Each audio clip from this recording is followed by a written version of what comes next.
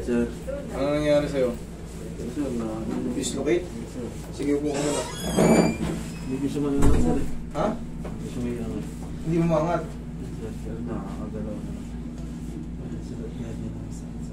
Ano mang ginawa mo? Nag-dislocate eh, oh. Nagbuhat lang kami, sir, eh. Tapos Lipat kinabukasan. po kasi kami ng bahay, sir. Tapos yung kama, pinilit ng ibuhat. Kasama yung anak kong medyo bata-bata pa. Nagpweras niya. Parang ganun, sir. Parang nagsalungat kami.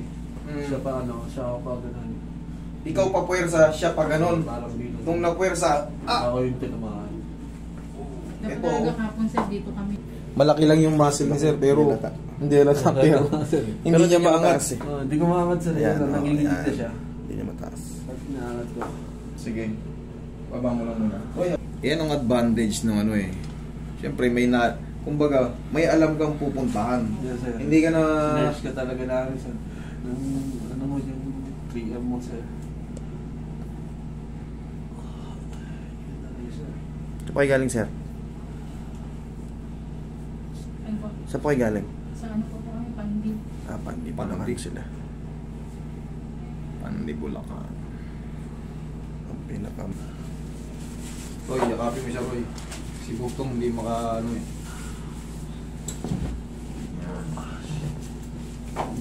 Relax mo lang.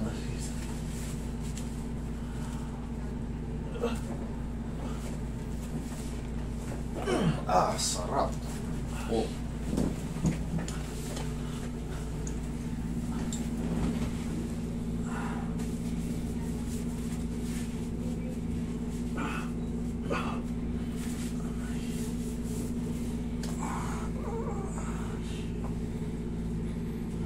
Lagap na po yan siya na Gagabi.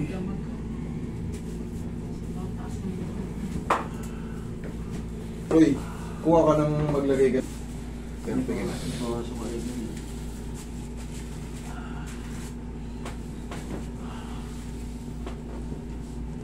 Sige, yan Roy. Dali ah.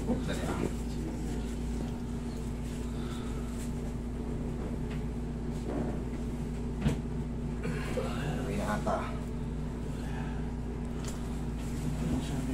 Hindi mo na. Hindi kita yung dislocation pero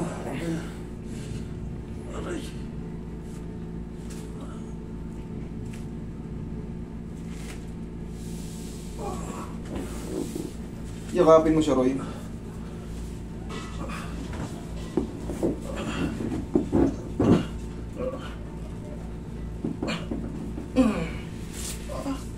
Thank you.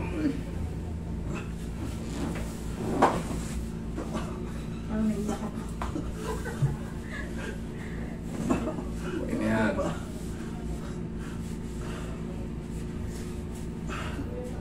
Ito yung tinatawag na mild dislocation. Hindi siya totally buwaba. Pero, Hindi mo ba yan, sir? Nilagnat ako na ito, sir. kita mo yung ginawa mo. Dapat hindi na anim yan. Anim nyo to. Sir, Kita mo, lutong-luto yung dugo. Anim nyo yan. Oh, sir. Amata. Ano siya lang eh?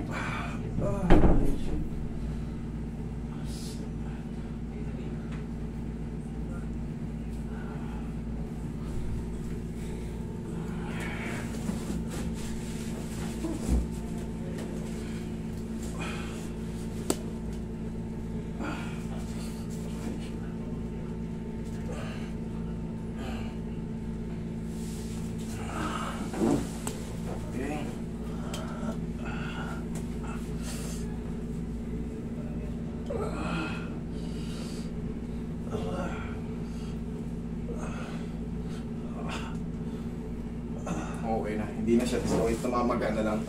Tandaan nyo, pagka dislocate yan, pag inangat mo yan, iikas yan, tapos hindi niya na maano yan. Tsaka yung kilos ko, hindi ko na maiwakan. Okay lang yan, normal lang yan. Mga ilang araw, sir, 4 days, back to normal na yan. Okay, namamaga lang yun. Okay, ganun ka nga. Nagagalaw ko nang nagkita, sir, eh. Okay, hindi yan dislocate. Hindi, yan ang sign na hindi nakababa yung head humerus pag nagaganon. Okay, pero yung sa nararamdaman niya, part na lang nung ano yun. Tapos in a few days, wala na yan. Okay, sir?